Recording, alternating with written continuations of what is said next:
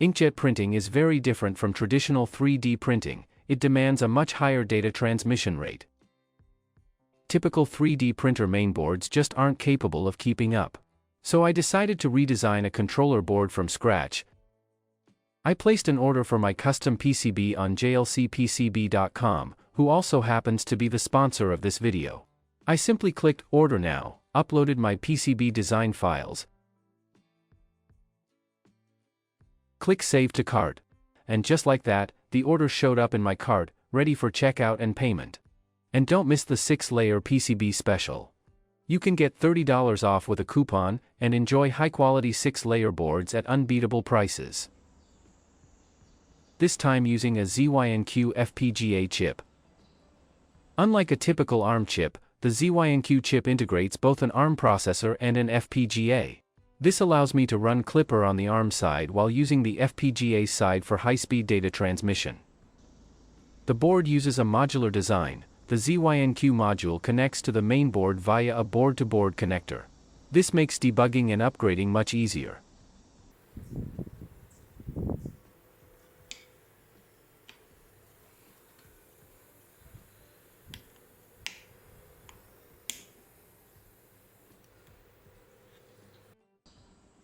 As expected with early prototypes, there were a few design mistakes. First, the USB chip's power supply was incorrectly routed. I fixed it temporarily with a jumper wire. Also, the SATA connector had incorrect pin mapping, so I flipped the component to the back side of the board to make it work. This board integrates a variety of interfaces, including USB ports, Wi-Fi module, PWM fan, stepper motor drivers, CAN bus interface, UV LED driver, and a 7-channel LVDS high-speed communication interface. The onboard Wi-Fi module was difficult to rework after soldering, so I temporarily replaced it with a USB Wi-Fi module for flexibility during testing. Inkjet printing requires extremely fast and reliable data transfer. In earlier tests, I was using simple images, and with compression, the data could still be transmitted and printed correctly. But when printing more complex patterns, like this one, the system couldn't keep up with the data stream, resulting in visible misalignment and shifted output. To solve this, I used a ZYNQ chip with a split architecture. The ARM side runs Klipper. The FPGA side handles high-speed data transmission. ZYNQ also comes with a great toolset called PYNQ, which lets you control FPGA logic directly from Python, including DMA and custom data interfaces. In my setup, I used 7 LVDS chips for 7-channel high-speed transmission. Each channel runs at 50 megabits per second, and I believe 100 megabits per second is also achievable. One major difference with Klipper is that it's time-based, whereas traditional motion systems rely on position-based feedback, like encoders. This means every inkjet control signal must be delivered on time, no delays allowed. After talking with Klipper's creator Kevin, I realized that the host-side timing queue wasn't accurate enough.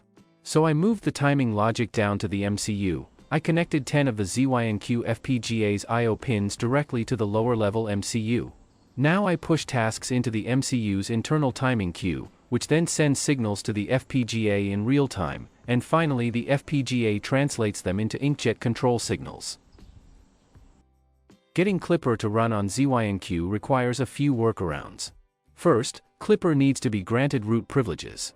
Second, Klipper must be installed inside the PYNQ Python environment. I've uploaded the modified installer to my GitHub. Feel free to check it out if you're interested.